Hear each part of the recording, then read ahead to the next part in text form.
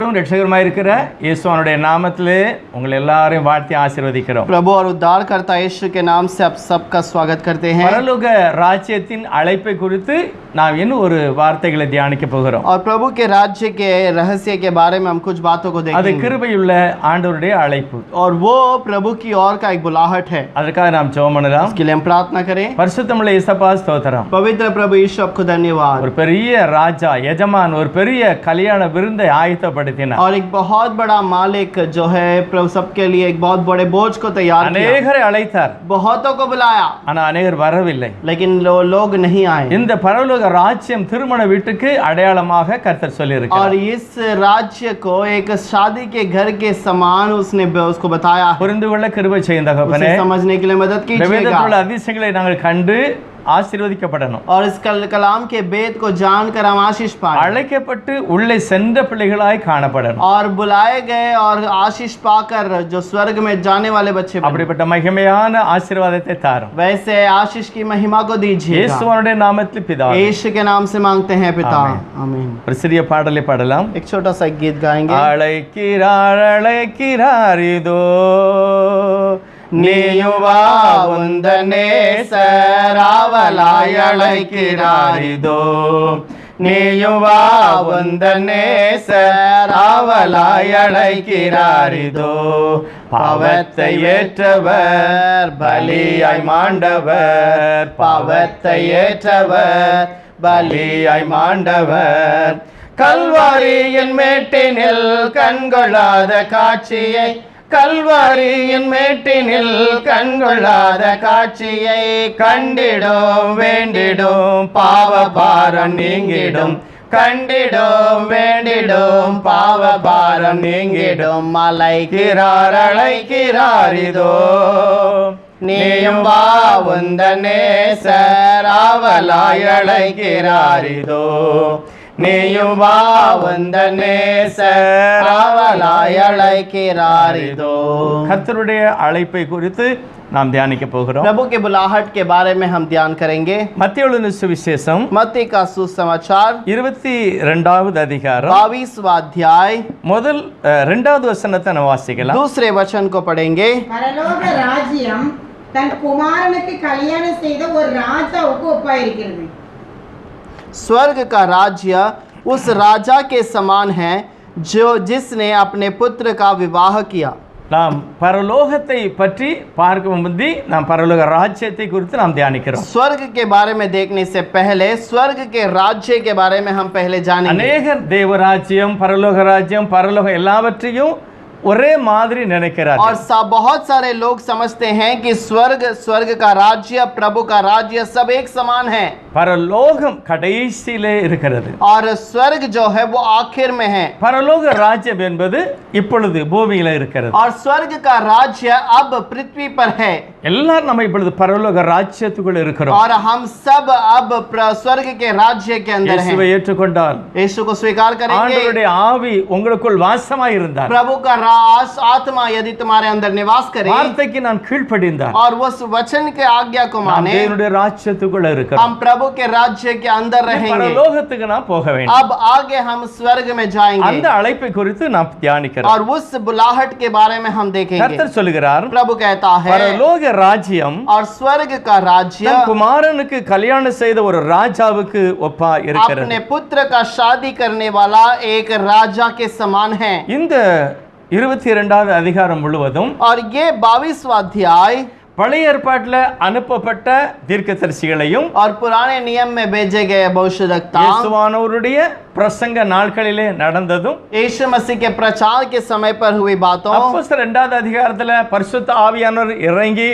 அபிஷேகித்து அந்த ராஜ்யம் வெளிப்பட்டு மகிமைப்படும் போதும் और प्रभु का राज्य प्रेरितों के दूसरे अध्याय में उतरकर प्रकट करने वाले उस राज्य को அந்த ராஜ்யத்தினுடைய அதிகாரத்தோடு பிரசங்கம் செய்தார்கள். और उस राज्य के अधिकार से उन्होंने प्रचार किया है. ஆனால் அன்று உள்ள யூத ஜனங்கள் लेकिन उन दिनों के यहूदी உங்களுக்கு தெரியும் ஆண்டவராகிய தெய்வத்தை புரிந்து கொள்ளாமல் और वो प्रभु को नहीं समझते हुए பிதாவையும் குமாரனையும் அடையாளம் புரிந்து கொள்ளாமல் और पुत्र और पिता दोनों का पहचान नहीं सके தீர்க்கதரிசிகள் மூலமாய் உரைக்கப்பட்ட தீர்க்க தரிசனத்தை புரிந்து கொள்ளாமல் और भविष्यवक्ताओं के द्वारा बताया गया भविष्यवाणी को वो समझ नहीं அந்த पाए கல்யாண விருந்தை போல உள்ள தேவனுடைய ராஜ்யத்தை புரிந்து கொள்ளவில்லை, ஏற்றுக்கொள்ளவில்லை. और वो शादी का घर के समान स्वर्ग के राज्य को भी समझ नहीं पाए, स्वीकार नहीं किया ஏற்றுக்கொள்ளவில்லை. और उसे स्वीकार नहीं யூத किया। ஜனங்கள் உதாசீனப்படுத்தினார்கள். यहूदियों ने उसको दुखित किया। அதுக்கு பிறகு தேவன் அந்த தேசத்தை அழித்தார். उसके बाद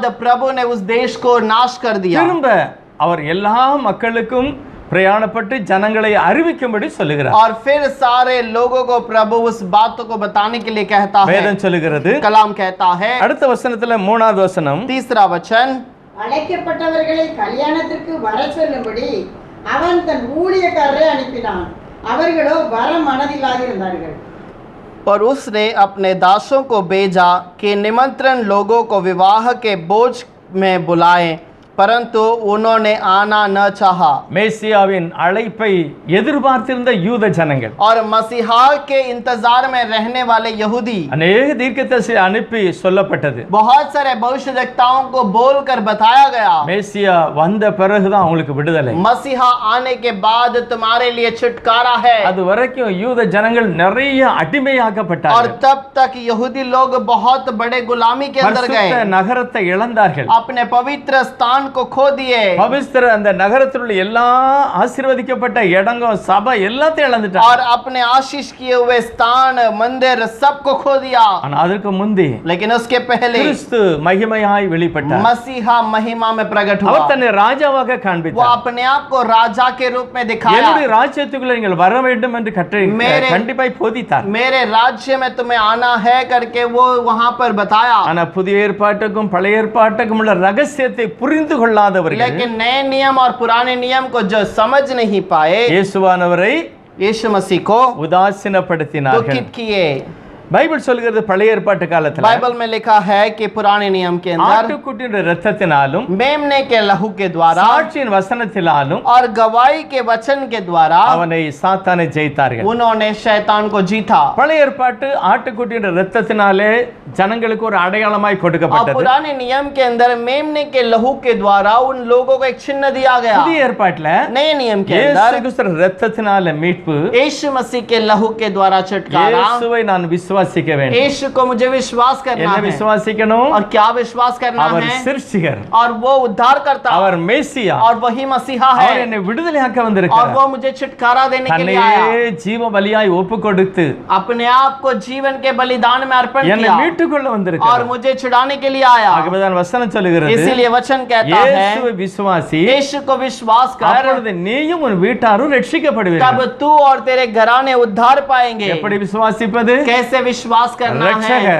उद्धार करता சிருஷ்டிகர் और रचना करने என்னை वाला மீட்டுக்கொள்ள और போகிறார். मुझे छुड़ाने वाला। அவருடைய போதனை என்னை அப்படி கொண்டு வருகிறது. उसके प्रचार मुझे वैसे ले आती है। ஆனால் வேதம் சொல்லுகிறது, लेकिन कलाम कहता है 1 அதிகாரம் पहले 26வது வசனம், पहले कुरिन्थियों का किताब उसका 26वां अध्याय के अंदर 26வது வசனம், 26वां वचन, எப்படியெனில் சகோதரரே, நீங்கள் அழைக்கப்பட்ட அழைப்பை பாருங்கள். மாமிசத்தின்படி ஞானிகள் அநேகர் இல்லை, வல்லவர்கள் அநேகர் இல்லை, பிரபுக்கள் அநேகர் இல்லை. அடுத்த வசனம், ஞானிகளை வெட்கப்படுத்தும்படி தேவன் உலகத்தில் பைத்தியமானவைகளை தெரிந்து கொண்டார். பலமுள்ளவைகளை வெட்கப்படுத்தும்படி தேவன் உலகத்தில் பலவீனமானவைகளை தெரிந்து கொண்டார். உள்ளவைகளை அவமாக்கும்படி உலகத்தில் இழிவானவைகளையும் அற்பமாய் எண்ணப்பட்டவைகளையும் தேவன் தெரிந்து கொண்ட ஒரு விதம். और परमेश्वर का चुना हुआ एक बात। ஆனால் பழைய ஏற்பாட்டு அந்த பரிசேயர் சதுசேயர் எல்லாம் और पुराने नियम के अंदर फरीसी और सदूकी புதிய ஏற்பாட்டை உள்ள இந்த ரகசியத்தை புரிந்து கொள்ளவில்லை. और नए नियम के उस गुप्त बात को नहीं पहचाने। யூதர்கள் அடையாளத்தை பார்க்கிறார்கள், यहूदी चिन्ह चमत्कार ढूंढते हैं கிரேக்கர்கள் ஞானத்தை தேடுகிறார்கள், और ग्रीक के लोग ज्ञान को खोजते हैं। சிலுவையில எப்படி ரட்சிப்பு கிடைக்கும், और क्रूस पे कैसे छुटकारा मिलेगा, விசுவாசித்தா எப்படி கிடைக்கும்? विश्वास करेंगे तो कैसे मिलेगा। யூதர்கள் சொல்லுகிறார்கள், நியாயப்பிரமாணத்தை கடைபிடித்தால் பரலோகம். यहूदी कहते हैं कि व्यवस्था का पालन करेंगे तो स्वर्ग का राज्य। ஆனா கிரேக்கர்கள் लेकिन ग्रीक के लोग, ஞானம் வேணும் எங்களுக்கு, उनको ज्ञान चाहिए, அப்பதான் நான் பரலோகத்துக்கு போக तब முடியும். मैं स्वर्ग जा सकता हूँ। ஆனா 21வது வசனம் और वहां पर 21वां 1 वचन, கொரிந்தியர் 1:21. पहला कुरिन्थियों का पहला अध्याय 21वां वचन। எப்படியெனில் தேவ ஞானத்துக்கு ஏற்றபடி உலகமானது சுய ஞானத்தினாலே தேவனை அறியாது இருக்கையில் பைத்தியமாக தோன்றுகிற பிரசங்கத்தினாலே விசுவாசிகளை ரட்சிக்க தேவனுக்கு பிரியமாயிற்று. क्योंकि जब परमेश्वर के ज्ञान के अनुसार संसार ने ज्ञान से परमेश्वर को न जाना, तो परमेश्वर को यह अच्छा लगा कि इस प्रकार की मूर्खता के द्वारा विश्वास करने वाले को उद्धार दे। தேவன் பிரசங்கம் செய்து விசுவாசிகளை ரட்சிக்க சித்தம் கொண்டார். और प्रभु प्रचार करके उद्धार करने वाले को चुनने के लिए विचार किया। எதை பிரசங்கம் பண்ணுவது? क्या प्रचार करना है? எதை பிரசங்கம் பண்ணுவது? क्या प्रचार करना ஒரு है? 3 வசனம் சொல்லுகிறேன், வாசிக்க வேண்டாம். 3 वचन को बताऊंगा, पढ़ने की जरूरत नहीं। உபாகமம் 18:18, व्यवस्था विवरण 18वां अध्याय 18वां वचन, அப்போஸ்தலர் 3:22, प्रेरितों का 3:22, 7 அப்போஸ்தலர் 7:36. प्रेरितों का 7:36। இந்த எல்லா வசனங்களும் என்ன சொல்லுகிறது? ये सारे वचन क्या कहते हैं? மோசே மூலமாக मूसा के द्वारा கர்த்தர் சொல்லுகிறார், मसीहा प्रभु कहता உன்னை है, போல ஒரு தீர்க்கதரிசியை நான் எழும்ப பண்ணுவேன், और तेरे समान एक भविष्यद्वक्ताओं को मैं खड़ा करूंगा, அவருடைய செய்தியை கேளாதவன் அழிக்கப்படுவான், और उसका प्रचार को जो नहीं सुनेगा वो नाश किया இழந்து जाएगा, விடுவான். वो खो देगा। ஆகவே நான் எதை செய்து கொடுக்க வேண்டும்? इसीलिए मुझे क्या प्रचार करना है? மோசே போல ஒரு தீர்க்கதரிசி இயேசுவானவர், मूसा के समान प्रचारक यीशु मसीह, அவரே பிரசங்கம் செய்தாராம். और वही प्रचार किया। பைபிள் எபிரேயர் 2 அப்படிதான் சொல்லுகிறது. इब्रानियों का 2:12 में 2:2 में कहता है, முதலாவது கர்த்தர் மூலமாய், और पहले प्रभु के द्वारा, பின்பு அவரிடத்தில் கேட்ட அப்போஸ்தலர் और மூலமாக, उसके बाद उसको द्वारा बताया गया उस प्रेरितों के द्वारा, அற்புதத்தினாலும் அடையாளத்தினாலும் அந்த ராஜ்யத்தை குறித்து பேசினார்கள். और उसने चिन्ह और चमत्कार के द्वारा उस राज्य के बारे में प्रचार किया, ஆனால் அவர்கள் புரிந்து கொள்ளவில்லை. लेकिन उन्होंने नहीं समझा। பைபிள் சொல்லுகிறது, बाइबल कहती है, மத்தேயு 5:30, யோவான் 5:39, यूहन्ना 5:39 के अंदर, முழு வேதாகமத்தை ஆராய்ந்து பாருங்க, पूरे कलाम को तुम जांच कर देखो, கிறிஸ்து வெளிப்படுவார், उसके अंदर मसीहा प्रकट அவரை होगा, குறித்தே செய்தி கொடுத்தார். और उसी के बारे में गवाही देता है। எல்லா பரிசுத்தவான்களும், सारे पवित्र लोग எல்லா அப்போஸ்தலர்களும் और सारे प्रेरित கிறிஸ்துவை குறித்தே பிரசங்கித்தார்கள். मसीहा के बारे में प्रचार करने இந்த लगे, செய்தி எருசலேம் பட்டணம் முழுவதும் பிரசங்கம் பண்ணப்பட்டது. और ये प्रचार पूरे यरूशलेम नगर में किया गया। அதனால தான் 22வது அதிகாரம் மத்தேயு 3 சொல்லுகிறது, அழைக்கப்பட்டவர்களை கர்த்தர் கல்யாண வீட்டுக்கு அழைக்கும்படி திரும்ப அனுப்புகிறார். और इसलिए प्रभु जो है जिनको पहले निमंत्रण दिया गया उन्हीं को बुलाने के लिए नौकरों को भेजता ஆனா है। என்ன நடந்தது? लेकिन क्या हुआ? அவருடைய அழைப்பை அலட்சியப்படுத்தினார்கள். और उसके बुलाहट को उन्हें तुच्छ जाना। ஒரு சொல்ல வியாபாரத்துக்கு போயிட்டேன், एक कहता है मैं कुछ अपने धंधे के लिए चला ஆனா गया, நிறைய பேர் ஊழியர்களை அடித்தார்கள். और बहुतों ने सेवकों को मारा भी है। உங்களுக்கு தெரியும், ஒவ்வொரு அப்போஸ்தலரும் இரத்த சாட்சியாய் மரித்தார்கள். आप जानते हैं हर एक सेवक लहू बहाकर मर गए। ஸ்தேவான் கல்லெறிந்து கொல்லப்பட்டார். स्तेवान पत्थर मारकर मार डाला गया। ஆகவே வசனம் சொல்லுகிறது, इसीलिए वचन कहता है, திருமண வீட்டுக்கு அழைப்பு கொடுக்க வந்த அந்த பரிசுத்தவான்களை और शादी के घर पे बुलाहट में आए हुए उस पवित्र लोगों को இயேசு கிறிஸ்து தான் மணவாளன், यीशु मसीह दुल्हा, அவர்தான் திருமண வீடு வச்சிருக்கிறார். और वही शादी का घर रखा அங்க है, சாப்பாடு இருக்கிறது, वहाँ पर भोजन है, நீங்க வந்து சாப்பிடுங்க, तुम आकर खाओ, எல்லாம் ஆயத்தமா இருக்கிறது. सब कुछ तैयार है, அவருக்குள்ள நீங்க போனீங்கன்னா பரலோகத்துக்கு போகலாம். और उसके साथ तुम जाओगे तो स्वर्ग में जा सकते அவருடைய हो, ரத்தம் சகல பாவங்களை நீக்கி சுத்திகரிக்கிறது. और उसका लहू सारे पापों को धोकर शुद्ध करता இயேசு है, கிறிஸ்துக்குள்ளாக சகலமும் பூரணமாக்கப்பட்டது. और यीशु मसीह के अंदर सब कुछ परिपूर्ण होता है। சிலுவையில் இயேசு சொன்னார், क्रूस पर यीशु ने எல்லாம் कहा, முடிந்தது என்று சொன்னார். और सब कुछ खत्म हो गया ஒரு करके மனிதன் कहा, ரட்சிக்கப்படுவதற்கு வேண்டிய சகல காரியங்களையும் இயேசுவானவர் செய்து முடித்தார். और एक मनुष्य उद्धार पाने का सारा कार्य प्रभु ने पूरा किया। இதான் அப்போஸ்தலர் சொல்றாங்க. और इसी के बारे में प्रेरितों ने ஆனா कहा, யாரும் செவி கொடுக்கல. किसी ने उसकी आज्ञा को नहीं माना, அடித்தார்கள், கொலை செய்தார்கள். उसे मारा और उन्हें मार डाल दिया। கல்யாண வீட்டுக்கு அழைக்க வந்த ஜனங்களை அடித்து கொலை செய்தார்கள். और शादी के घर पे जो बुलाने के लिए आए उन नौकरों को उन्हें मार डाल दिया। இதெல்லாம் எங்க நடந்தது? ये सब कहाँ हुआ? எருசலேம் தேசத்திலே, यरूशलेम देश के अंदर, பரிசுத்த நகரத்திலே, परिशुद्ध पवित्र नगर के பைபிள் अंदर। அப்படிதான் சொல்லுகிறது. बाइबल ऐसे कहती है, அங்கே वहाँ அவரை उसे சிலுவையில் அறைந்தார்கள். क्रूस पर मार दिए। எங்கே? कहाँ पर? பரிசுத்த நகரத்திலே. पवित्र नगर पर। அவரை, उसे யாரை? कौन? சிருஷ்டிகரை रक्षा रक्षा जो उद्धार करता, சிலுவையில் அறைந்தார்கள். और उस क्रूस पर मार யார் दिया। அறைந்தது? किसने मारा? யூத குலத்தில உள்ள வேதபாரகரும் பரிசேயனும். और यहूदियों का जो प्रचार जो सदुकी और फरीसी। உடனே மணவாளன் பார்க்கிறார். और तुरंत दुल्हा ने देखा, ஓ, நான் அழைக்க சொன்ன எல்லா ஜனங்களையும் கொன்று விட்டார்களா? क्या मैंने जिसे बुलाने के लिए कहा उन सबको मार डाल दिया। அவர் மிகுந்த கோபத்தோடு இறங்கி बहुत வருகிறார். क्रोध से उतर कर आता है। மத்தேயு 22:7 வசனம். मत्ती का 22वां अध्याय 7वां वचन। ராஜா அதை கேள்விப்பட்டு கோபம் அடைந்து தன் சேனைகளை அனுப்பி அந்த கொலைபாதகரை அழித்து அவர்கள் பட்டணத்தையும் சுட்டெரித்தான். तब राजा को क्रोध आया और उसने अपने सेना भेजकर उन हथियारों को नाश किया और उनके नगर को फूंक दिया।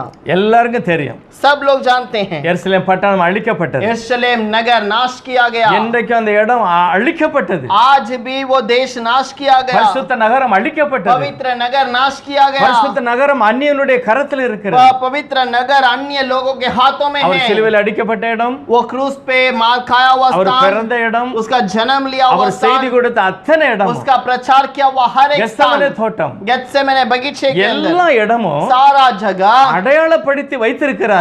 उससे वहां पर चिन्ह में तो रखा गया அது है, நீதிமானுடைய கரத்தில் அல்ல, लेकिन एक धर्मी के हाथ में नहीं है, யாரோ ஒருவருடைய கையில இருக்கிறது. किसी और के हाथ में दिया गया। ஏன்?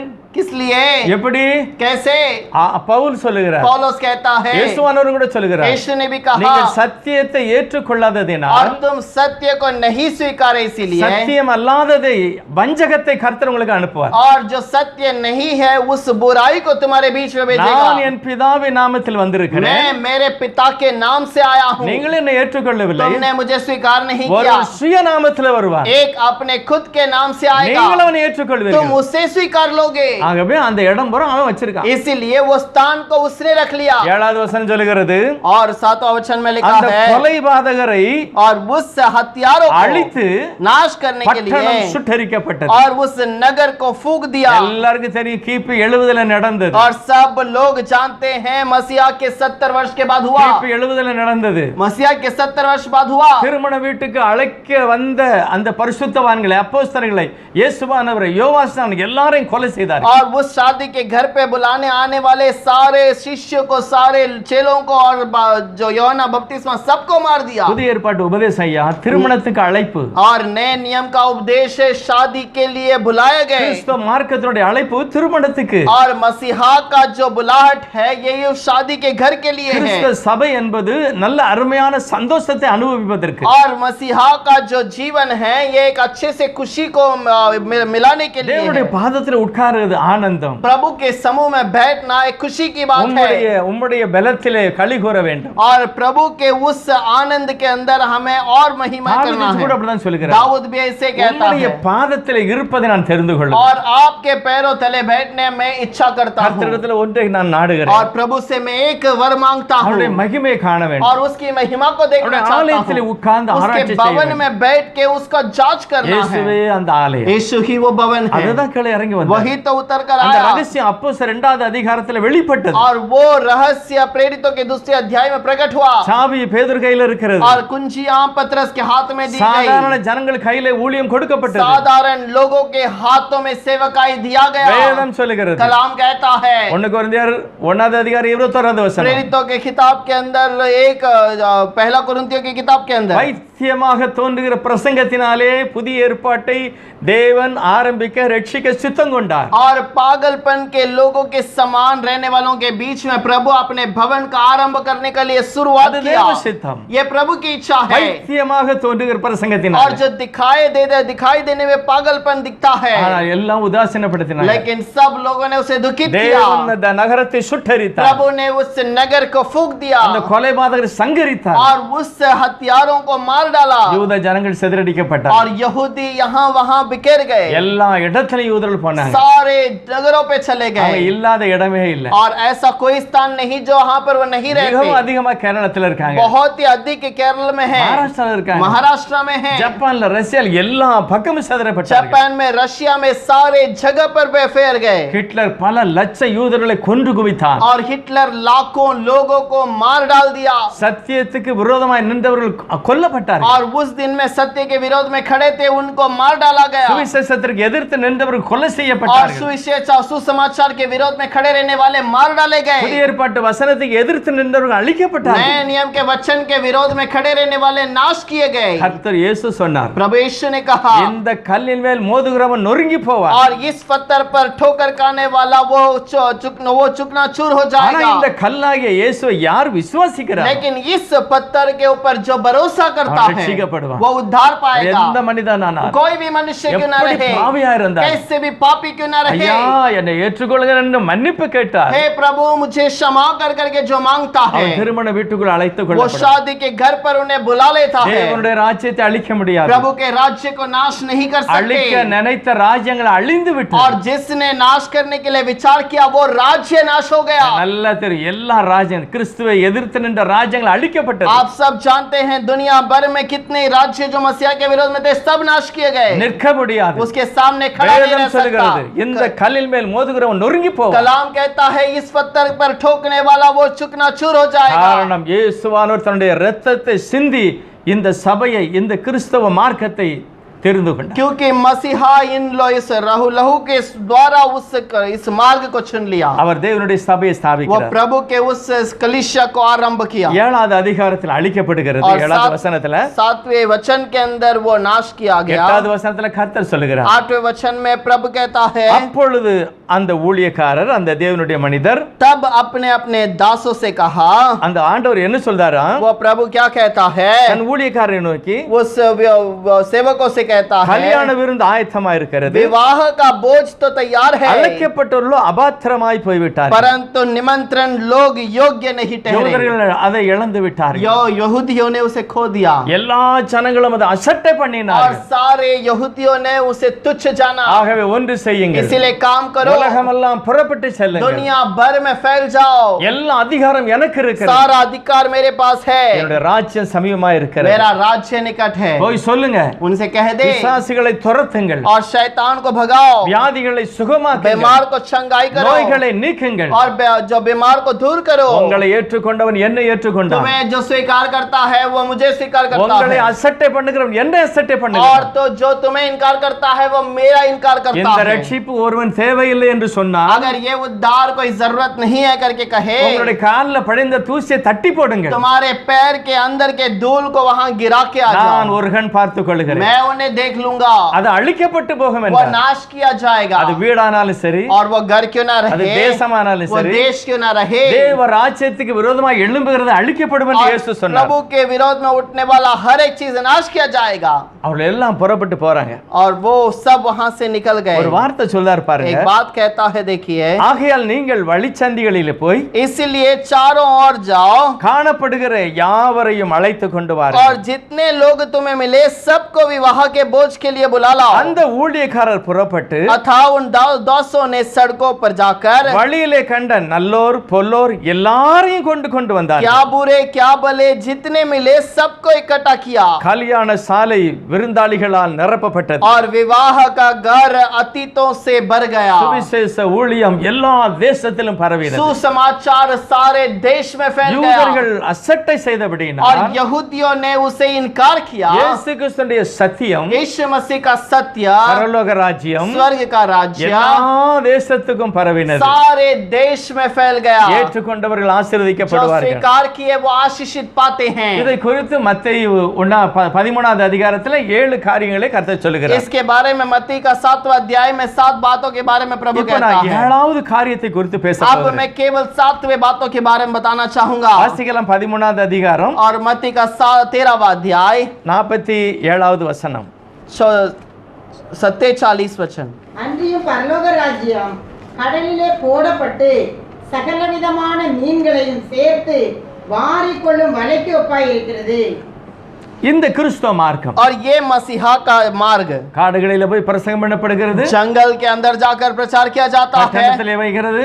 और वो और कोई पटना नगर के अंदर भी प्रचार किया जाता உங்களுக்கு है தெரியும் இந்திய தேசத்துல விசேஷமா தமிழ்நாட்டுல और विशेष भारत देश के अंदर विशेष करके तमिलनाडु से ஆந்திரா, தமிழ்நாடு, கர்நாடகா, கேரளா எல்லாம் இந்த 4 மாநிலங்கள்லையும் और आंध्रा, तमिलनाडु, केरल और जो तमिल कर्नाटक के अंदर से இந்த 4 மாநிலமும் ये 4 राज्य के अंदर விசேஷமாக विशेष करके கர்த்தர் சொன்ன கட்டளையை எடுத்துக்கொண்டார்கள். और प्रभु का दिया हुआ आज्ञा को स्वीकार किया है। என்ன கட்டளை? क्या आज्ञा है? புறப்பட்டு செல்லுங்கள், तुम यहाँ से जाओ வழியில இருக்கிற நல்லவனோ கெட்டவனோ உள்ள கொண்டு வா, और रास्ते पे रहने वाला भला हो बुरा हो अंदर ले आओ, சாப்பாடு ரெடியா और இருக்கு. भोजन तैयार है। அழைக்கப்பட்டவனோ உதாசீனப்படுத்தி लेकिन விட்டான். जिसको बुलाया था उसने दुखित कर दिया। ஆகவேதான் சுவிசேஷ ஊழியத்திற்காய் கர்த்தருடைய ஊழியர்கள் பரிசுத்தவான்கள் கொடுக்கிறார்கள். और इसलिए सुसमाचार सुनाने के लिए पवित्र लोग दान देते हैं। அந்த தேசம் சுட்டரிக்கப்பட்டது. वो देश नाश किया गया ஆகவே மற்ற எல்லாருக்கும் இந்த நல்ல செய்தி அறிவிக்கும்படி और इसलिए सारे देशों में ये प्रचार जाने के लिए அருமையான தேவனுடைய பரிசுத்தவான்கள் தேசத்தில் எழுப்பினார்கள். और बहुत सारे पवित्र लोगों को हमारे देश में खड़ा किया எவ்வளவு है। அருமையான கூட்டங்களை நடத்தினார்கள். कितने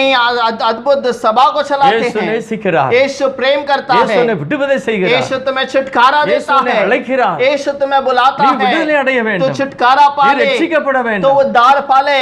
எத்தனை ஜனங்கள் ரட்சிக்கப்பட்டாங்க தெரியுமா? कितने लोग उद्धार पाए हैं क्या अनेक जानते रक्षिக்கப்பட்டார்கள்। हैं? बहुत उद्धार पाए हैं। அநேகர் விடுதலை ஆக்கப்பட்டார்கள். बहुतों को प्रभु ने छुटकारा இந்த दिया சந்தோஷம் உலகமே பெற்றுக்கொள்ள வேண்டும். और ये खुशी देश भर में फैलना चाहिए। வட மாநிலங்கள் எல்லாம் இந்த செய்தி சென்றிருக்கிறது. और उत्तर भारत में पूरा ये संदेश पहुंच गया है। இயேசு சொன்னார், यीशु ने कहा நல்லவனோ கெட்டவனோ, अच्छा हो या बुरा हो, சமுதாயத்தால் புறக்கணிக்கப்பட்டவர்கள், या कोई अपने सभा से अलग किया गया வழி हो, ஓரத்தில் உள்ளவங்க, या सड़क पे रह बैठने वाले हो, தாழ்த்தப்பட்டவன் என்று சொல்லப்படுகிற அந்த ஜனத்தை உள்ள கொண்டு வா. और जो नम्र का जो दीन वाले लोग हैं उन्हें भी तो अंदर ला। எல்லாரையும் உள்ள கொண்டு வந்தாங்க. सबको ले आ गए। பரலோக ராஜ்யம் வலைய போல இருக்கு. स्वर्ग का राज्य एक जाल के समान है, பெரிய வலை. एक बहुत बड़ा जाल। அதுல எழுதி இருக்கிறது பாருங்க, उस पर क्या लिखा है देखिए 47வது வசனம். 47। அன்றியும் பரலோக ராஜ்யம் फिर स्वर्ग का राज्य கடலிலே போடப்பட்ட சகல விதமான மீன்களை சேர்த்து வாரிக்கொள்ளும் வலைக்கோப்பா இருக்கிறது. उस बड़े जाल के समान है जो समुद्र में डाला गया और हर प्रकार की मछलियों को समेट लाया। பரலோக ராஜ்யம், स्वर्ग का राज्य, கிறிஸ்தவ மார்க்கம், मसीहा का கிறிஸ்தவ राज्य, அழைப்பு, मसीहा का बुलाहट, எல்லாரும் வந்துட்டாங்க. सब लोग आ गए। இது கிருபையின் அழைப்பு. ये एक अनुग्रह का बुलावट ஆனா है। உள்ள வந்த பிறகு सब अंदर आने के बाद அங்க சபைகளே போதிக்கப்படுகிறது. कलीसिया के अंदर प्रचार किया जाता என்ன है। போதிக்கப்படுகிறது? क्या प्रचार किया गया? தேவனை ஏற்றுக்கொண்டாய், प्रभु को स्वीकार कर लिया, நீ ரட்சிக்கப்பட்டிருக்கிறாய், तूने उद्धार पाया है நீ தேவனுடைய வார்த்தையை கேட்க और வேண்டும். तो प्रभु के गवाही को सुना है। திருடுகிறவன் இனி திருடக்கூடாது, अब जो चोरी करता था वो अब चोरी ना करे, கள்ளன் இனிமேல் அந்த மாதிரி கள்ளத்தனம் பண்ணக்கூடாது. और जो फंसाता था वो अब फंसाए नहीं। நல்ல வேலைகளை செய்ய வேண்டும் என்று अच्छे சொல்கிறார். काम को करना। ஆனா வலைக்குள்ள என்னெல்லாம் இருக்கு? लेकिन जाल के अंदर क्या क्या है? நல்லது இருக்கு, अच्छे भी हैं, கெட்டது இருக்கு. बुरे भी हैं। பரலோக ராஜ்யத்துக்குள்ள, स्वर्ग के राज्य के अंदर, கிறிஸ்தவ மார்க்கத்துக்குள்ள मसीहा के मार्ग के अंदर நல்லதும் கெட்டது இருக்கு. अच्छे और बुरे सब हैं। பரலோகத்துல இல்ல, பரலோக ராஜ்யத்துக்குள்ள. स्वर्ग में नहीं बल्कि स्वर्ग के राज्य में। இயேசுவானவர் அருமையான ஓமானம் சொல்லி यीशु இருக்கிறார். ने अच्छा सा दृष्टांत कहा। பரலோக ராஜ்யத்தை நான் எதற்கு ஒப்பிடுவேன்? स्वर्ग के राज्य को मैं किसके साथ जोड़ूं? மத்தேயு 25:1 சொல்றார். मत्ती का 25वें अध्याय के अंदर அது पहले वचन में कहता 10 है கன்னிகளுக்கு ஒப்பா இருக்கிறது. वो एक 10 कुंवारियों के समान அதுல है। 5க்கு புத்தி இருக்கு, 5க்கு புத்தியே இல்ல. आप 5 बुद्धिमान हैं, 5 निर्बुद्धि हैं। பரலோகத்தை பற்றி சொல்லல, பரலோக ராஜ்யத்தை स्वर्ग के பற்றி बारे में சொல்றார். नहीं बल्कि स्वर्ग के राज्य के बारे में ஐயா நம்ம कहता है। இருக்கிற சபையை பற்றி சொல்லுகிறார். हमारे रहने वाले कलीसिया के बारे में कहता நம்ம है। ஒருவேளை சபைக்குள்ள இருக்கலாம், हम शायद कलीसिया के अंदर रह सकते ஆனா हैं, பைபிள் சொல்லுகிறது கிறிஸ்தவ மார்க்கம் புத்தி 5 பேருக்கு புத்தி இருக்கு, 5 பேருக்கு புத்தி இல்ல. लेकिन बाइबल कहता है कि 5 बुद्धिमान हैं, 5 निर्बुद्धि है। ஆனால் தேவனுடைய வருகைக்கு முந்தி परमेश्वर के राज्य के पहले வசனத்தை கேட்டு वचन को सुनकर ஒப்பு கொடுத்தால் புத்தி கிடைக்கும். अर्पण करेंगे तो बुद्धि मिल जाएगी। இல்ல என்றால் எல்லாம் உள்ளதான் இருப்ப, நீ புத்தி இல்லாம नहीं இருப்ப. तो तू कलीसिया के अंदर तो रहेगा लेकिन निर्बुद्धि रहेगा। பைபிள் சொல்லுகிறது बाइबल कहता है 48வது வசனத்துல 48वां वचन, அது நிறைந்த பொழுது, और जब जाल भर गया, பரலோக ராஜ்யம் நிறைந்த பொழுது, जब स्वर्ग राज्य भर गया, சபை நிறைந்த பொழுது, जब कलीसिया भर गया, ஆண்டவர் வர போகிறார். प्रभु आने वाला है। இன்னைக்கு நிறைய சபைகள்ல ஜனங்க நிறைஞ்சிட்டாங்க. आज बहुत सारे कलीसिया में लोग भरपूर हो गए। நிறைய பேர் நினைச்சிட்டாங்க. बहुत सारे लोग आ गए। நிறைய பேர் பைபிள் கொண்டு போக மாட்டாங்க. बहुत सारे लोग बाइबल नहीं लेकर जाते। நிறைய பேர் பாருங்க ஒரு பயமே இருக்காது. और बहुत लोगों के जीवन में कोई भय न रहेगा। எச்சரிக்கையாய் இருக்க வேண்டும். चेतावनी से रहो। கிருபையாய் நீ வலைக்குள்ள வந்து விட்டாய். अनुग्रह से तू उस जाल के अंदर आ चुका। அது தேவனுடைய கிருபை. ये प्रभु का अनुग्रह है। அழைக்கப்பட்டவன் வராததனால உனக்கு கொடுத்த கிருபை. बुलाए हुए नहीं आए इसीलिए तुम्हें दिया गया अनुग्रह है। பரலோக ராஜ்யம் என்ற வலைக்குள்ள வந்து விட்டாய். स्वर्ग का राज्य कहलाने वाले उस राज्य के अंदर आ चुका। பைபிள் சொல்லுகிறது வசனம் வாசிக்கலாம். उस वचन को पढ़ेंगे। 1 கொரிந்தியர் 6வது அதிகாரம் पहला कोरिन्थियों का 6 अध्याय முதலாவது 9வது வசனத்தை வாசிக்க வேண்டும். 9वां वचन को पढ़ेंगे। பரலோக தேவனுடைய ராஜ்யத்தை சுதந்தரிப்பது இல்லை என்று அறியீர்களா? வஞ்சிக்கப்படாதீர்கள். வேசி மார்க்கத்தாரும் விக்கிரக ஆராதனைக்காரரும் விபச்சாரக்காரரும் சுயபுணர்ச்சிக்காரரும் ஆண்புணர்ச்சிக்காரரும் திருடரும் பொருளாசைக்காரரும் வெறியரும் उदासीनரும் கொள்ளைக்காரரும் தேவனுடைய ராஜ்யத்தை சுதந்தரிப்பது இல்லை. क्या तुम नहीं जानते कि अन्यायी का लोग परमेश्वर के राज्य के वारिस न होंगे? धोखा न खाओ और विश्वासगामी न मूर्ति पूजक न परस्त्रीगामी न लुच्चे न पुरुषगामी न चोर न लोभी न पियक्कड़ न गाली देने वाले न अंधेर करने वाले परमेश्वर के राज्य के वारिस होंगे। இவங்க யாரும் தேவனுடைய ராஜ்யத்தை சுதந்தரிக்க முடியாது. ये ऐसे कोई भी व्यक्ति स्वर्ग के राज्य में नहीं जा सकता। தேவனுடைய ராஜ்யமாக வலைக்குள்ள இருக்கலாம். और परमेश्वर के राज्य के उस जाल के अंदर रहोगे। ஆனா அந்த ராஜ்யத்துக்குள்ள இருக்கிற அபிஷேகம் ஆவியானுடைய ஆளுகை இல்ல. और वो राज्य के अंदर का प्रभु का राज्य प्रभु की जो हुकूमत है वो नहीं रहेगी। வாஸ்தவ வலை நிறைய போகிறது. जाल तो भर गया है। கர்த்தர் பார்த்து கொண்டிருக்கிறார். प्रभु देख रहा है। உள்ள எதுக்கு கொண்டு வந்தாரு? अंदर क्यों ले आया? எதற்காக உள்ள கொண்டு வந்திருக்கிறாரு? अंदर ले आया வசனத்தை அறிவிக்கிறது. वचन को सुनाने के लिए। இயேசுவானவர் சொன்னார், यीशु ने कहा வெளிய இருக்கிறவனுக்கு போய் பிரசங்கம் பண்ணு. बाहर रहने वाले को प्रचार कर। உள்ள வந்துட்டானா? अंदर आ गया। உள்ள வந்தவனுக்கு கர்த்தர் சொன்னார், और अंदर आए हुए व्यक्ति को प्रभु कहता है, நான் உங்களுக்கு கட்டளை இட்டதை मैंने जो आज्ञा तुम्हें दिया है அவன் எல்லாம் கை கொள்ளும்படி உபதேசம் பண்ணு. और वो सब पालन करने के लिए उनको उपदेश कर। உள்ள இருக்கிறவனுக்கு உபதேசம். अंदर रहने वाले के लिए उपदेश है। திருடுகிறவன் இனி திருடாமல், अब जो चोरी करने वाला अब चोरी ना करे। குடிக்கிறவன் இனி குடியாமல், और जो पियक्कड़ है वो ना पिए। திருடன் இனி திருடாமல், और जो चोरी करने वाले और चोरी ना அந்த करे। பரலோக ராஜ்யத்துக்குள்ள उस राज्य के अंदर மாற வேண்டும். आप बदलना है। நிறைய பேர் மாற மாட்டாங்க. बहुत सारे लोग नहीं बदलते। குழப்பங்களை உருவாக்குவார், गड़बड़ी को ले आते हैं, பிரச்சனை உருவாக்குவார், समस्या ले आते हैं ஊழியக்காரனை ஆளுகை செய்ய வேண்டும் और நினைப்பார். सेवक के ऊपर राज्य करने के लिए सोचते எதையாவது हैं வம்பு பண்ணுவான். या कोई ना कोई समस्या लाएगा। இதே காரியத்தை யூதர்கள் செய்தார்கள். यही कार्य को यहूदियों ने किया। யூதர்கள் தேவன் ராஜ்யத்தை உதாசீனப்படுத்தினார்கள். यहूदियों ने स्वर्ग के राज्य को दुखित किया। தேவன் அந்த பட்டணத்தை சுட்டெரித்து போட்டார். प्रभु ने उसे नाश कर दिया। கிருபையாய் தேவனுடைய ராஜ்யம் நமக்குள்ளாய் வலையை போல வந்திருக்கிறது. अनुग्रह से जाल के समान स्वर्ग का राज्य हमारे पास आया। ஆனா ஆவியானவர் பேசுகிறார். लेकिन आत्मिक प्रभु कहता है, 1 கொரிந்தியர் 6:11 சொல்கிறது, पहला कोरिन्थियों का 6:11 के अंदर, உங்களிலும் சிலர் இப்படிப்பட்டவர்களாய் और இருந்தீர்கள். तुम में से कितने ऐसे ही थे, கொலைகாரனாய், और चोरी का घात करने वाले, பாவிகளாய், पापी थे, மிகவும் அசிங்கப்பட்டவர்களாய் या இருந்தீர்கள். फिर बहुत ही जो बुराई करने वाले थे। உங்களிலும் சிலர் இப்படிப்பட்டவர்களாய் तुम இருந்தீர்கள். में से बहुत इसी प्रकार के थे। சபைக்குள்ள இருக்கிறவர்களை பார்த்து பரிசுத்த ஆவியானவர் சொல்லுகிறார், कलीसिया के अंदर रहने वालों को देखकर पवित्र आत्मा कहता है, இப்படிதான் நீ இருந்த. ऐसा ही तो तू था, ஆனாலும் लेकिन கர்த்தராகிய இயேசுவின் நாமத்தினால், प्रभु यीशु के नाम से, நமது தேவனுடைய ஆவியினாலும் हमारा प्रभु के आत्मा से, கழுவப்பட்டீர்கள், और तुम धोए गए பரிசுத்தமாக்கப்பட்டீர்கள், और पवित्र हुए और நீதிமானாக்கப்பட்டீர்கள். धर्मी ठहरे। பாக்கியவான். धन्य है। ஆனா நிறைய பேரு लेकिन बहुत सारे வலைக்குள்ள இருக்கிறார்கள். जाल के अंदर तो हैं, ஆனா தேவன் வலையை இழுக்க போகிறார். लेकिन जब प्रभु जाल को खींचेगा। திரும்ப அந்த வசனத்தை பாத்தீங்கன்னா, उस वचन को अगर पढ़े, மத்தேயு எழுதின சுவிசேஷம் मत्ती का किताब 13வது அதிகாரம் 13वां अध्याय வாசிப்போம். அது நிறைந்த போது அது நிறைந்த பொழுது அதை கரையில இழுத்து உட்கார்ந்து நல்லவைகளை கூடையில் சேர்த்து, நல்லவைகளை, நீதிமான்களை, நல்லவைகளை பரலோகம் என்கிற கூடையிலே சேர்த்து ஆகாதவைகளை எரிந்து போடுவார். அந்த வலைக்குள்ள இருந்த ஆகாதவைகளை எரிந்து விட்டார்.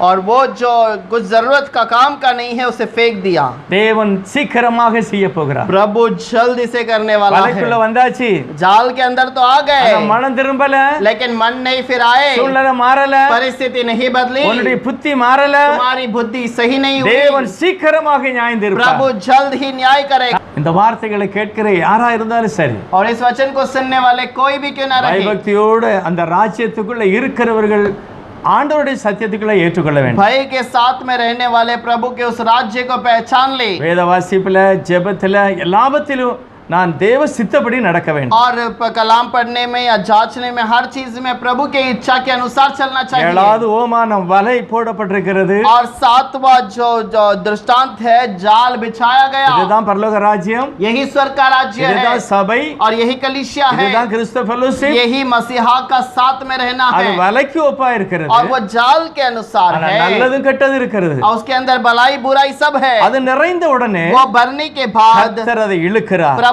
ने उसे खींचा, இங்க பிரிக்கப்படுகிறது, यहाँ पर अलग किया गया, சபை பிரிக்கப்படுகிறது. कलीसिया अलग किया जा रहा புத்தி है, இருக்கிறவர்களும் புத்தி இல்லாதவர்களும் பிரிக்கப்படுகிறார்கள். बुद्धिमान और निर्बुद्धि अलग किए गए। நாம் எச்சரிக்கையாக இருக்க हमें வேண்டும். चेतावनी से रहना है, பரலோகத்தில் அல்ல, பரலோக ராஜ்யத்துல இது நடக்கிறது. स्वर्ग में नहीं बल्कि स्वर्ग के राज्य में ये हो रहा है। அங்கே அநேக தன்னுடைய வாழ்க்கையில இழந்து போகிறார். वहाँ पर बहुतों ने उस अपने जीवन को खो दिया, கொடுக்கப்பட்ட ரட்சிப்பை और जो दिया गया उद्धार, ஆராதனையில இருந்தாலும் आराधना में रहने के बाद भी இருதயம் தேவனுடைய வார்த்தையில இல்ல, हृदय प्रभु के साथ में नहीं था, சத்தியத்துல இல்ல, सत्य में नहीं था, தேவனுடைய சித்தத்தின்படி செயல்படல, प्रभु के मर्जी के अनुसार काम नहीं किया, எதையோ செய்து விட்டோம். कोई और काम को कर दिए। பரலோக ராஜ்யம் स्वर्ग का राज्य வலைக்குள்ளாக और उस जाल के இயேசு अंदर சொன்னார், எல்லாரையும் உள்ள கொண்டு வா. यीशु ने कहा सबको अंदर ले आओ, நல்லோர் கெட்டோர் எல்லாரும் வந்து விட்டார். और बच्चे बूढ़े सब लोग अंदर आए। ஆனா ஒரு சிலர் என்ன நினைக்கிறாங்க लेकिन தெரியுமா? कुछ लोगों ने क्या सोचा है, அந்த ராஜ்யத்தின் ரகசியத்தை புரியவில்லை. और उस राज्य की भेद को नहीं पहचाने। லூக்கா எழுதின சுவிசேஷம்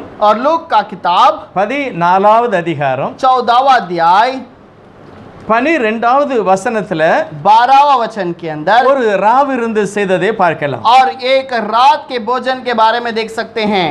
அன்றியும் அவர் தம்மை விருந்துக்கு அழைத்தவனை நோக்கி, நீ பகல் விருந்தாவது ராவிருந்தாவது பண்ணும்போது உன் சிநேகிதரை ஆகிலும் உன் சகோதரரை ஆகிலும் உன் பந்து ஜனங்களை ஆகிலும் ஐஸ்வர்யமுள்ள அயலகத்தாரை ஆகிலும் அழைக்க வேண்டாம். அழைத்தால் அவர்களும் உன்னை அழைப்பார்கள். அப்பொழுது உனக்கு பதிலுக்கு பதில் செய்ததாகும். நீ விருந்து பண்ணும்போது ஏழைகளையும் போதும். சூடரையும் तब उसने अपने नेवते देने वाले से भी कहा, जब तू दिन का या रात का भोजन करे तो अपने मित्रों या भाइयों या कुटुंबियों का धनवंत पड़ोसियों को न बुला, कहीं ऐसा ना हो कि वे भी तुझे नेवता दें और तेरा बदला हो जाए। இது உலகத்துல நடக்கிற நாம் செய்யக்கூடிய ஒரு காரியத்தை கர்த்தர் சொல்லுகிறார். अब दुनिया में हम करने वाले एक काम के बारे में प्रभु कहता है। என்ன சொல்லுகிறாரு? क्या कह रहा है?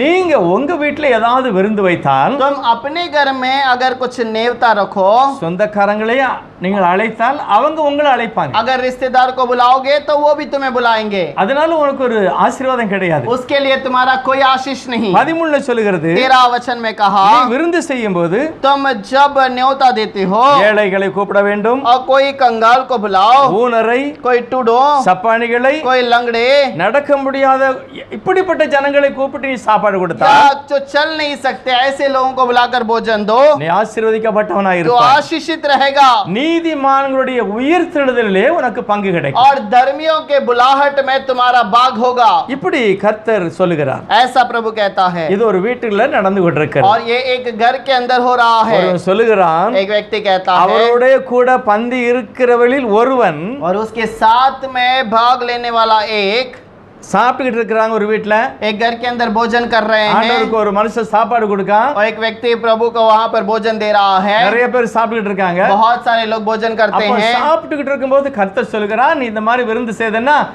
இப்படி ஒன்றுக்கு உதவாத முடியாத ஜனங்களை நீ கொடுத்தால் உனக்கு ஆசீர்வாதம். और भोजन करने के समय पे प्रभु कहता है, तू अगर कोई लंगड़े या कोई भिखारी है या गरीब है उन्हें भोजन देता तो भला होगा। உடனே ஒருவர் சொல்லுகிறார், तुरंत एक ने कहा, அப்படி என்றால் अगर ऐसी बात है தேவனுடைய ராஜ்யத்தில் और प्रभु के राज्य में போஜனம் பண்ணுகிறவன் பாக்கியவான். राज्य भोजन करने वाला धन्य है। அவன் என்ன நினைக்கிறான் தெரியுமா? वो क्या सोच रहा है? பரலோகத்துல சாப்பிட்ட ஆசீர்வாதம் மாதிரி நினைக்கிறான். वो स्वर्ग में भोजन करने जैसा आशीष है करके समझता है। தேவனுடைய ராஜ்யம் என்றால் प्रभु का राज्य का அது मतलब கிறிஸ்தவ மார்க்கம் என்று நினையாமல் वो मसीहा का मार्ग करके नहीं सोचता, அப்போ அந்த தேவனுடைய ராஜ்யத்துல மேல போய் சாப்பிட்டா நல்லா இருக்கும். और वो स्वर्ग पे राज्य उसके स्वर्ग में जाकर भोजन करेंगे तो अच्छा होगा। ஆண்டவர் சொல்லுகிறார். प्रभु ने कहा அதைத்தான் நான் செய்துகிட்டு இருக்கேன். और उसी को तो मैं यहाँ कर रहा हूँ, அதைத்தான் நாங்க செய்ய சொல்றேன். और उसी को तो मैं यहाँ करने के लिए அதற்கு कहता இயேசு हूँ। சொல்றார் பாருங்க. परेश ने कहा 16 சொல்றார், ஒரு பெரிய மனுஷன் ஒரு பெரிய விருந்து பண்ணினான். और एक बड़ा मनुष्य ने बोझ दिया। இயேசுனார் என்ன சொல்ல விரும்புகிறார்? यीशु क्या कहना चाहता நானே है? அந்த பெரிய ஆள், और मैं ही वो बड़ा व्यक्ति हूँ, நானே இந்த சுவிசேஷ ஊழியம் செய்கிறேன், मैं ही ये सुसमाचार का இந்த सेवकाई करता சத்தியத்தை हूँ, பிரசங்கம் பண்ணுகிறேன். ये सत्य को प्रचार करता இதுதான் हूँ, விருந்துக்கு அழைப்பு. और यही एक बुलाहट का நான் बोझ का கொடுக்கிற बुलाहट है। வசனம் தான் சாப்பாடு. और मैं जो कहता हूँ यही वचन वो सब भोजन எல்லாருக்கும் है। அழைப்பு கொடுத்தேன். सबके लिए मैंने बुलाहट भेजा, அங்க மட்டும் இல்ல, केवल यहाँ नहीं, அந்நிய ஜாதிகளுக்கு மத்தியில, अन्य जो लोगों के बीच में, உலகமெல்லாம் இருக்கிற ஜனங்களுக்கு மத்தியில, दुनिया के रहने वाले सारे लोगों के இந்த बीच பெரிய में, விருந்துக்கு, इस बड़े बोझ के இந்த लिए கல்யாண விருந்துக்கு, और इस शादी के இந்த लिए கிறிஸ்தவ மார்க்கத்துக்கு உள்ள அழைத்தேன். इस मसीहा के राज्य के अंदर बुलाया। ஆனா ஆண்டவர் என்ன சொல்றாரு? लेकिन प्रभु क्या कहता है? எல்லாரும் போக்கு சொல்ல தொடங்கினார். और सब लोगों ने वहां पर कुछ ना कुछ कारण बताना शुरू ஒருவன் किया। சொல்லுகிறான், வயல் வாங்கி இருக்கிறேன், வர முடியாது. एक कहता है कि मैंने खेत मोल लिया, मैं नहीं आ सकता। ஒருவன் சொல்லுகிறான், மாடு வாங்கி இருக்கிறேன், வர முடியாது. एक कहता है मैंने गाय बैल खरीद लिए, मैं नहीं आ सकता। ஒருவன் சொல்லுகிறான், திருமணமாகி விட்டது, வர முடியாது. एक ने कहा मेरी शादी हुई, मैं नहीं आ सकता। இதெல்லாம் எங்க நடக்குதுன்னா உலகத்துல. ये कहाँ हो रहा है? ये दुनिया में। எத்தனை சபைகள் அப்படி நடக்குது? कितने कलीसिया में ऐसे होता है? வீடு வாங்கியிருக்கேன், சபைக்கு வர முடியல. और मैंने घर खरीदा है, अभी मैं कलीसिया नहीं आ புதுசா सकता। கல்யாணம் கட்டிருக்கேன், சபைக்கு வர नया முடியல. शादी किया हूँ, मैं कलीसिया में नहीं आ सकता। மாடு வாங்கியிருக்கிறேன், வர முடியல. मैंने बैल खरीद लिया, मैं कलीसिया में नहीं आ இயேசு सकता। கிறிஸ்து கொடுக்கிற அந்த ரட்சிப்பு, और यीशु मसीह का दिया हुआ उद्धार, இயேசுவானவர் கொடுக்கிற மெய்யான விடுதலையின் செய்தி, यीशु मसीह का सच्चाई से दिया गया समाचार, பரலோக ராஜ்யத்தின் செய்தி. स्वर्ग का राज्य का அது समाचार। என்ன செய்தி? ये कौन सा समाचार பரிசுத்த है? ஆவியுடைய அபிஷேகத்தினால்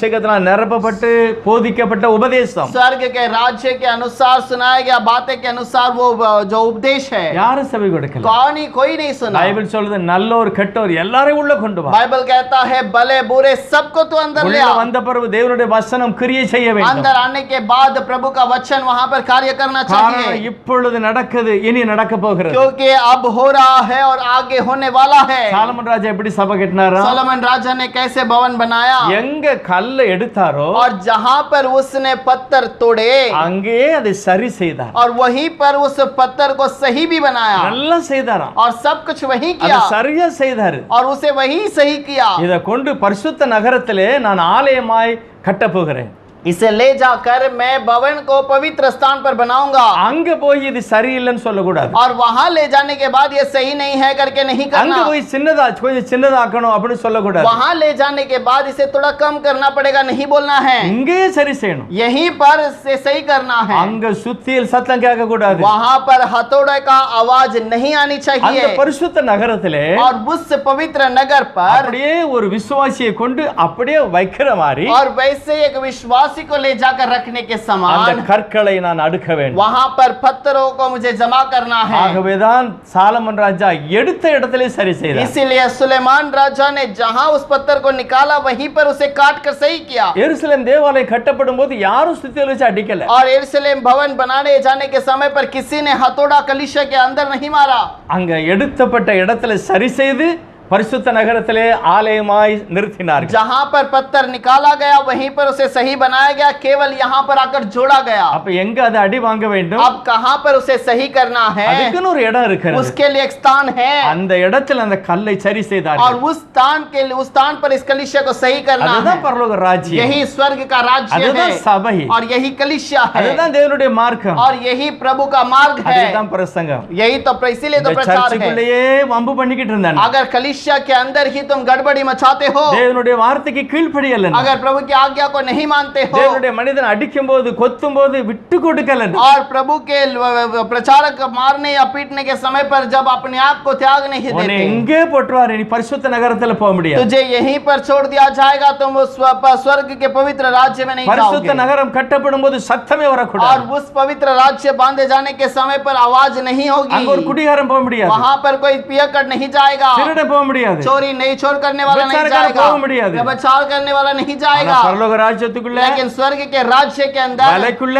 उस जाल के अंदर, சபைக்குள்ள कलीसिया के अंदर எல்லாம் இருப்பான், सब कुछ रहेगा, எல்லாம் இருப்பான். सब रहेंगे। இயேசு சொல்லுகிறார், यीशु ने कहा வலை இழுக்க போகிறேன், जाल खींचा जाएगा, அதை பிரிக்க போகிறேன், उसे अलग करूंगा। நீ நல்லவனாய் இருந்தால் நான் கூடைகளை சேர்ப்பேன், आज यदि तू भला होगा तो तुझे उस कटोरे में जोड़ूंगा, நீ ஆகாதவனாய் இருந்தா தூர எரிந்து விடுவேன். अगर तू निकम्मा है तो तुझे यहाँ से निकाल फेंकूंगा। பரலோக ராஜ்யம் கிருபையால நமக்கு கொடுக்கப்பட்டது. स्वर्ग का राज्य हमें अनुग्रह से दिया गया। பாக்கியவான்கள், धन्य है। இந்த வேதம் எத்தனை பேர்ட்ட இருக்கிறதோ அவங்க எல்லாம் ये பாக்கியவான்கள். कलाम जितने लोगों के पास है वो धन्य है। நான் சரி செய்ய ஒப்பு கொடுக்க வேண்டும். और मैंने अपने आप को सही बनाने के लिए अर्पण இயேசுவே किया। என்னை சரி செய்யும். हे यीशु मुझे सही बना। ஆண்டவரே என்னை हे பரிசுத்தப்படுத்தும். प्रभु यीशु मुझे पवित्र कर। தேவனுடைய மனிதன் சொல்லுகிறார், ऐसे पवित्र व्यक्ति कहते हैं சபைக்குள்ள போய் முழங்கால் படிட்டு, और कलीसिया में घुटने में आकर, ஆண்டவரே हे प्रभु நான் சபைக்குள்ள வந்துட்டேன், मैं कलीसिया के अंदर आ चुका, என்னோடு பேசும், मेरे से बातें कर, ஊழியக்காரன் மூலமாய் பேசும், सेवकों के द्वारा बातें என்னுடைய कर, தவறை உணர்த்தும், मेरे गलतियों को मुझे चिता,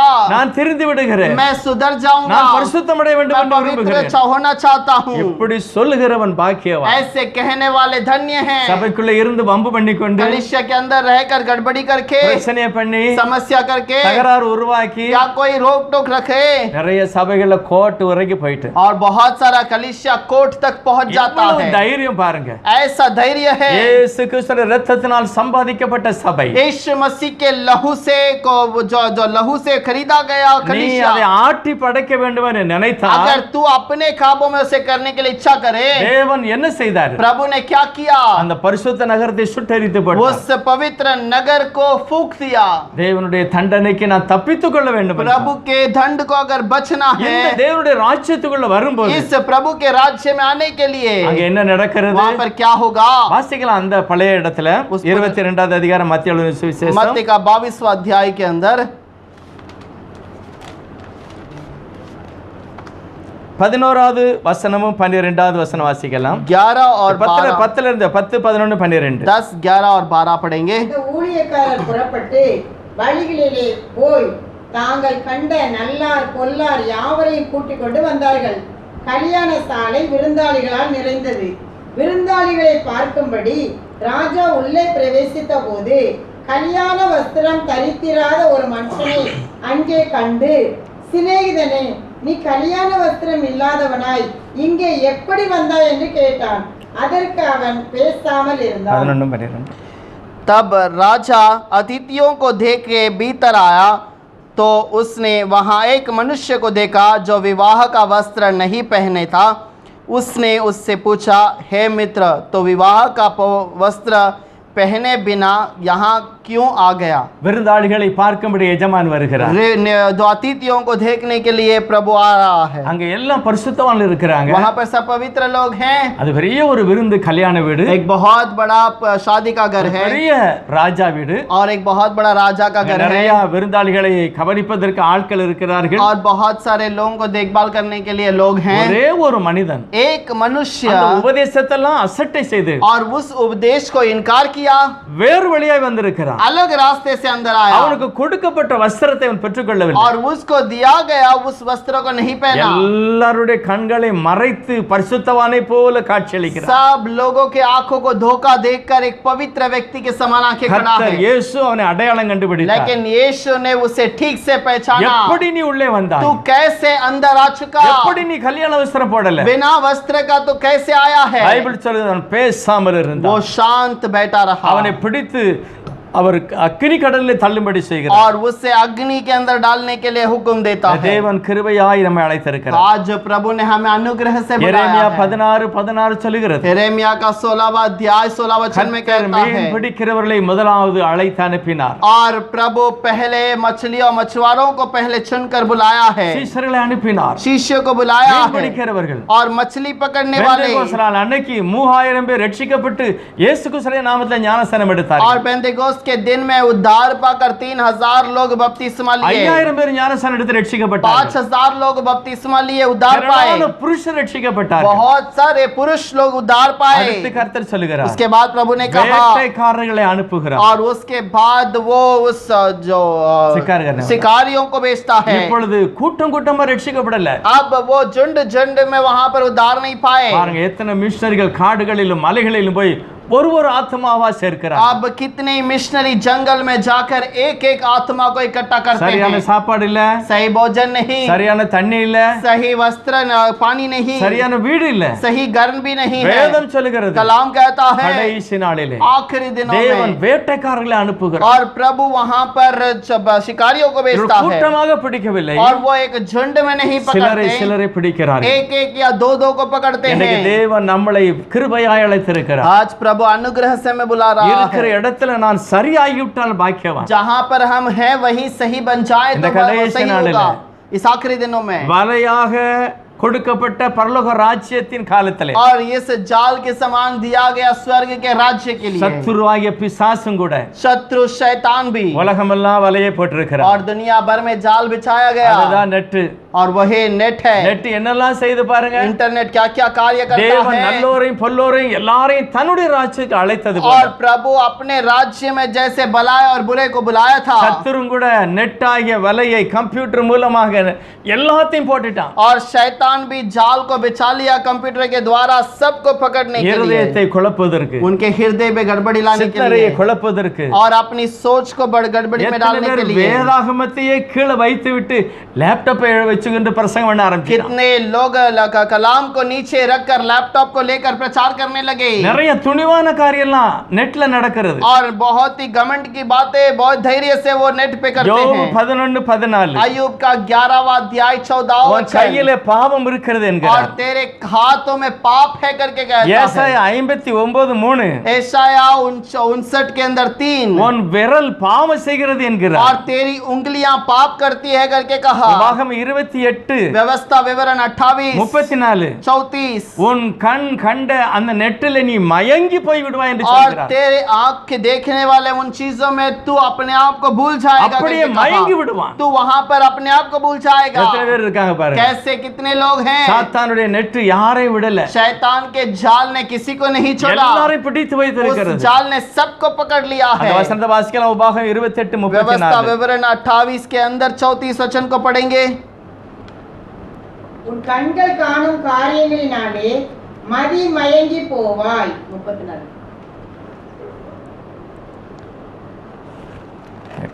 28 यहाँ तक कि उन बातों के कारण जो अपनी आंखों से देखेगा पागल हो जाएगा।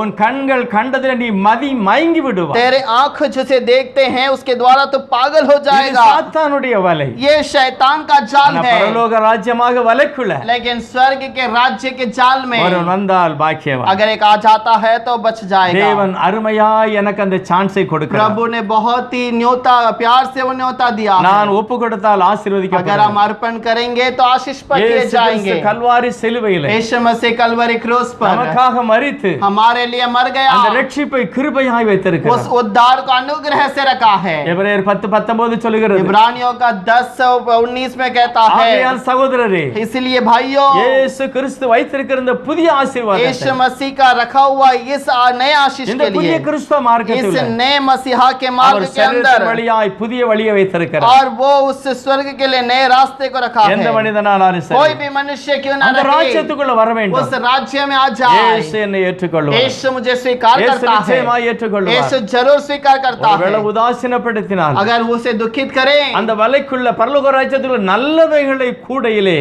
और उस स्वर्ग के राज्य को अच्छे लोगों को टोकरी में, ஆகாதவைகளை, பரலோக ராஜ்யத்துக்குள்ள இருக்கிற ஆகாதவைகளை தூர எறிந்து விட்டார் स्वर्ग के राज्य के अंदर व्यर्थ के चीजों को बाहर फेंक நாம் தேவனுடைய देगा। வார்த்தையோடு நடப்போம் हम प्रभु के वचन के अनुसार கர்த்தர் அந்த चलें। மகிமையான ஆசீர்வாதத்தை நமக்கு தருவார் प्रभु उस महिमा का आशीष को हमें देगा। கர்த்தர் உங்களை ஆசீர்வதிப்பார் प्रभु आपको आशीष करे।